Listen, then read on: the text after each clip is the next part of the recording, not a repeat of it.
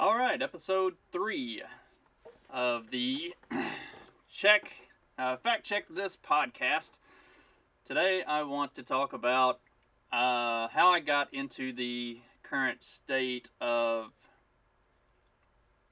I guess, for lack of a better term, activism that I am in, and I feel like it's. So when I was in college, I've talked about it previously in videos I've done and posts I've made. But when I was in college, I was a very hardcore, very active Republican. I actively campaigned for George W. Bush in 2004. Went to the Kentucky State Republican Convention.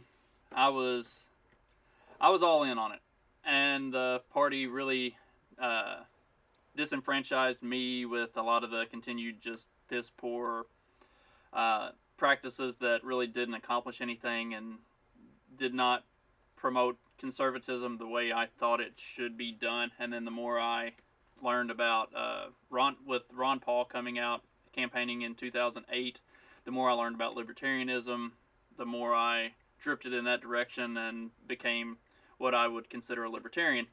And here recently, so for the last several years, I've kind of stayed out of politics. I've always been very politically motivated, but at the same time, I've tried to stay out of it to a large degree.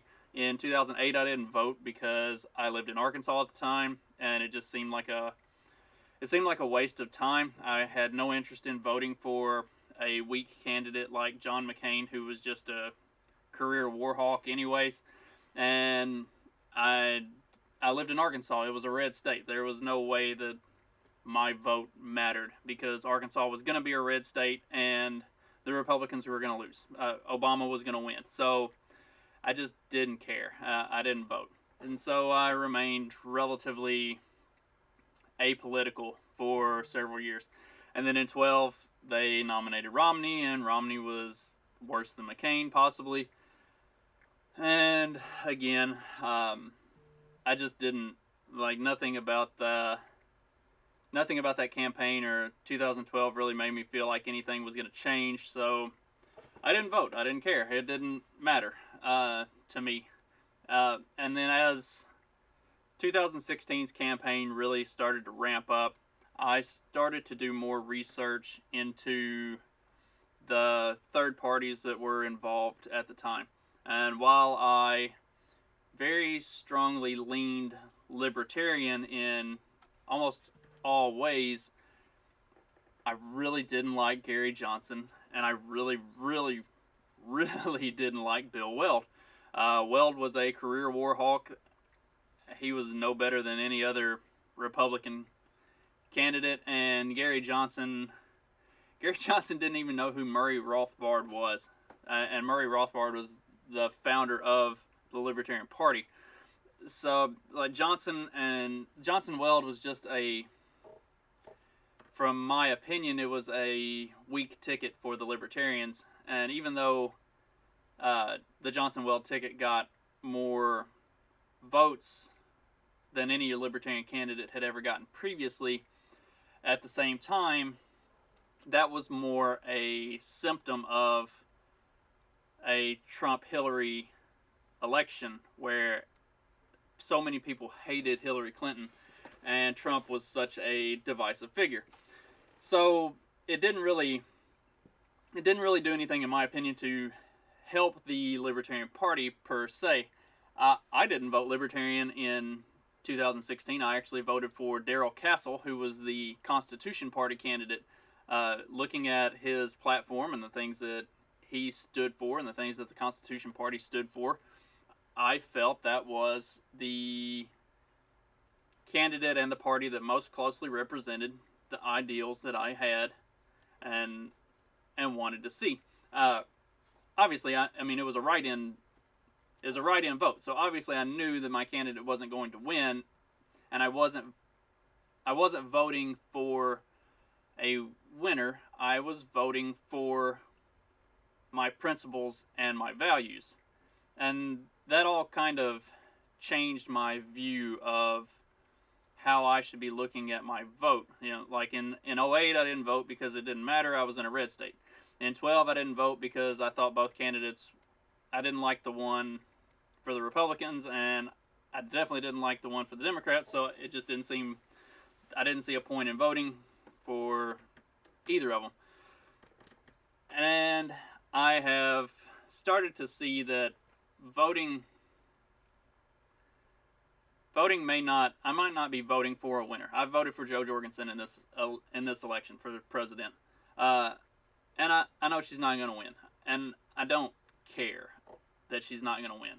And I know that Republicans and Democrats both think that I stole a vote from them. It was my vote. If you had strong-armed me into voting for your candidate, that would have been stealing. You would have stolen my vote from me to give it to your candidate. So it was never their vote to have to begin with. I didn't waste it. I voted on the political party that I believe most closely aligns with what will do and accomplish the most for this country going forward. And so on that topic, I wanted to talk about kind of what got me to this point. So I'd been listening to a number of different podcasts, mostly just like leadership type stuff, and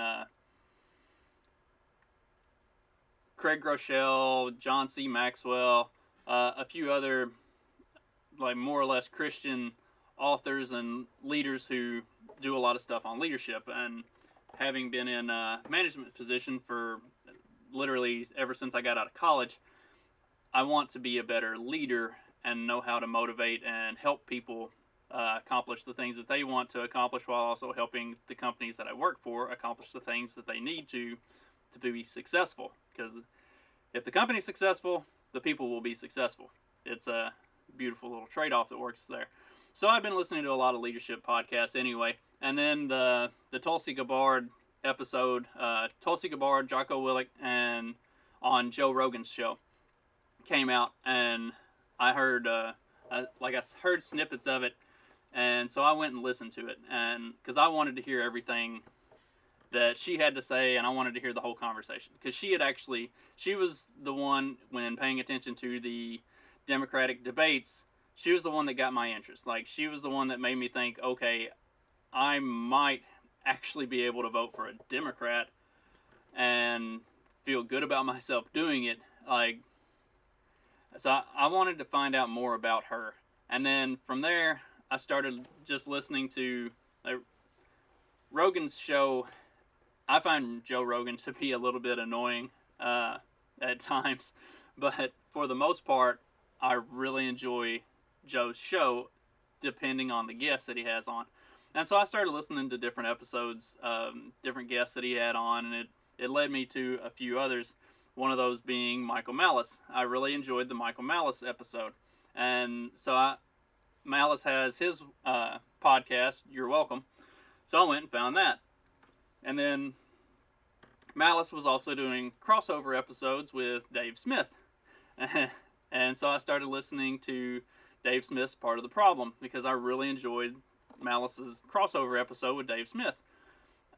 And then the more I got into Part of the Problem, the more I started to learn about Dave Smith's not just a comedian, and I didn't know who Dave Smith was prior to hearing the Michael Malice episode. So Dave Smith is not just a comedian, but he's also very political, and he's very well researched in his political takes on stuff. And so I really enjoyed listening to Part of the Problem and hearing about the Libertarian Party and his view on stuff, and just a lot of the stuff that's in the news, and a lot of stuff that's not in the news, that are very pertinent to everything that's going on in the world right now, between the elections, COVID, the economy, all of it. Which then led me to the Peddling Fiction podcast, which I'm very actively engaged in right now, and then also the Lions of Liberty, Death to Tyrants. Like, there are so many great podcasts out there, and that's why I say I'm doing this for my own amusement, not for listenership, because if you actually want to listen to people who know what they're talking about and do a really, really good job, there are a ton of them out there, and I would point you in their direction immediately before I'd ever suggest you listen to anything I have to say. I'm just a dude sitting in his basement rambling in front of the computer. They are excellent, and their content is all excellent. But I say all of that to kind of get to the short of it, or the long of it, the long and the short of it. Anyway, so all of that stuff got me more engaged in what's going on within the Libertarian Party and the different factions of the Libertarian Party and how all of that works. And that brought me around to the Libertarian Party's Mises Caucus. And the Mises Caucus is, it's the Ron Paul revolution. Like, a lot of libertarians were brought to libertarianism by Ron Paul from his campaigns in 2008 and 2012. And he ran for president as a Republican, but everything that he said was libertarian parties and libertarian values, and it really brought people around to hear those things and hear the blatant failures of government that even the most right or left wing medias do a really good job of covering up and not really bring to the forefront. As much as the media and the freedom of the press was supposed to be about people being able to call the government out for its failures and its just blatant bullshit in the way that it screws people over, the media has very much become a propaganda machine for the government, not a lens into the indiscretions of the government. So getting to listen to Ron Paul and hear a lot of the things he said and kind of get your eyes opened up to the things that are really going on and get that, that red pill experience, that brought a lot of people to libertarianism. And the problem that the Libertarian Party has had since that time, the problem that the Libertarian Party has always had is there's always bickering and infighting because it is a very vast and unique group. There's a lot of very left and right leaning individuals who identify as libertarian because they have been so disenfranchised from the Democratic and the Republican parties. So what you get is sort of poor messaging at times and a somewhat flaccid party. Just in the last, I think it's 20 years or so, the Libertarian Party has seen its dues-paying membership almost cut in half. Actually, I think it's a little bit more than cut in half. And it's because the party has trouble getting out a consistent message of liberty and freedom and the things that Murray Rothbard founded the party on and the things that Ron Paul really espoused. And so what the big point of this recording today is I really wanted to talk about Murray Rothbard, and I really wanted to talk about the Mises Caucus, because those are the things that I am getting engaged in more and more, and the more engaged and involved I get in it, the more I want everybody to learn about it and see what's going on, because I really sincerely believe that if you call yourself a libertarian, or if you're just fed up with the Democrats or the Republicans, if you knew what was going on within the Mises Caucus and what it stands for and what it means, you would be totally on board with it, and you would say, yes, this is what I want to see happen for our country. Like, this is the direction I want to see that go.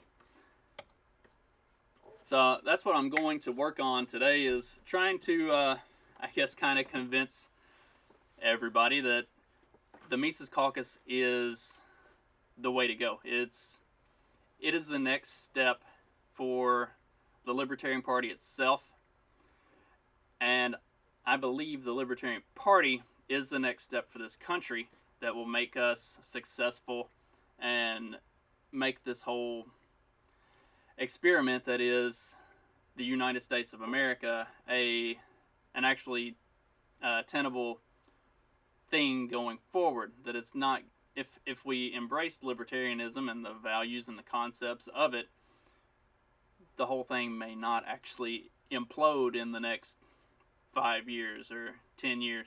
We might actually have a chance to get together and find commonality and get everybody on the same page. So I'm going to pull up some stuff, and I'm just going to read a few things and talk about the Libertarian platform and talk about Murray Rothbard himself and kind of some of the ideas that he had. So let me get everything pulled up. So Murray Rothbard, if you just go to Wikipedia and look him up, it gives a brief explanation of who he is and what he was. He was the founder and the leading theoretician of anarcho-capitalism and a staunch advocate of historical revisionism and the central figure of the libertarian movement. He wrote over 20 books on political theory, revisionist history, economics, and other subjects. And if you have a chance, read Anatomy of the State. It is an excellent introduction to Murray Rothbard and libertarianism. I'm going to talk about several different books. You should definitely be reading or listening to audiobooks of this stuff. And the Mises Institute has a lot of these resources for free or reasonably priced that you can buy them. You should really be looking into this stuff and researching more about it if you have any interest, because there's a lot of information out there, and it's once you start to read it and to look at it and to understand it, there is no going back. Like, there is absolutely no going back to the right or the left from here if you just give it a chance. So one of the things, a central focus of libertarianism and is that taxation is theft. And so a thing that Rothbard argued was that all services provided by the monopoly system of the corporate state could be provided more efficiently by the private sector. He also wrote that the state is an organization of robbery, systematized and writ large. He wanted to end the Federal Reserve and centralized banking. He wanted to get the government out of all economic interventionism. He proposed that we should end the incessant foreign wars that do nothing to that don't actually do anything to promote or build our country. Like, what are we accomplishing by bombing Middle East countries into sand when they're already sand? You know, a lot of and a big tenet of the Libertarian Party is the non-aggression principle. And the reason that taxation, so the non-aggression principle, I think I've explained before, but the non-aggression principle is like, you do you, I do me. As long as what I'm doing is not an aggression towards you, or what you're doing is not an aggression towards me, we can all get along and it can all be peaceful. The reason that taxation is theft is because it is a direct violation of the non-aggression principle. And I'll put there's a really excellent video that the Mises Caucus put together.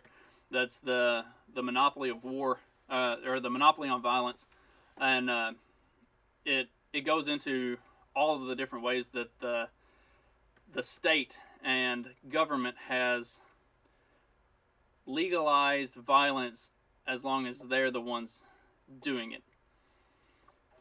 And taxation is theft because it's not voluntary. Like, you are not paying your taxes. If you were given the option to give the government 20 to 30% of your income, or not, obviously you would not, because the government doesn't do anything efficiently. So the reason that taxation is theft is because you are not given that option. You either give the government 20 to 30% of your income, at least, or they put your ass in jail. That is a direct violation of the non-aggression principle. They are aggressing against us to take our hard-earned income. That is the direct violation. So a lot of the other things with the Libertarian Party, it's very personal freedom related. It's very self-ownership, personal property. We support the rights of the smallest minority and the individual. No individual, group, or government may rightly initiate force against any other individual, group, or government. Individuals own their body and have the rights over them that other individuals, groups, and governments may not violate. You have the right to privacy. You have the right to do what you want to do as long as you are not violating the non-aggression principle. And so the big thing, the biggest thing that I really wanted to talk about was the Mises Caucus and what that movement entails. So I'm currently listening to Ludwig von Mises's Human Action on Audible. I've got the audiobook, and it is insanely long. There is so much to it. But the Mises Caucus is based around the ideas of human action. Like, we have to decide to do something. Everything in the economy is driven by that decision. And if you're not doing anything, then you're kind of wasting space to an extent. And really, there's not a lot of way to get around not taking action. The party is very involved in wanting to get into local government and try to change things on the ground level where it matters the most. Because everything that the federal government does and everything that the state government does, they could be great things, and they could be, in theory, they could be great things, and they could have huge overarching impacts on all of our lives. But at the end of the day, the things that matter the most are the things that are happening right here at home. If the whole system completely collapses, what's going on in your neighborhood, in your local community, is going to be what actually has an impact on your life going forward. And so we want to get involved in our local communities. We want to take action, and we want to find ways to get rid of unjust and ridiculous laws that stop people from doing the things that would help them be beneficial and self-sufficient and be able to make a living outside of what the government says. We want people to stand up for themselves and for each other and for their freedoms and their rights, even if that means standing up against the government. We want to get out and get active in local communities. And as we get active in local communities and we start to build these communities up around the ideas and the principles of doing your thing and helping each other and being in community together, because it's a reason why I do sympathize with and like some of the ideas that the Democratic Party has at times held, because helping each other and being in community is an excellent thing, but the way they propose doing it by government force is not at all. Like, that is a direct violation of our rights as individuals. If the government has to tell us to do it, then it's a violation of our rights. We should be entitled to the ability to say it and do it on our own without being coerced. So that's the big concept of the Libertarian Party is, like, yes, a lot of the socially liberal ideas are good ideas as long as they're not implemented and forced on us by the state. At the same time, a lot of the conservative economic ideas, even although at this point conservative economics has greatly strayed away from actual economic conservatism.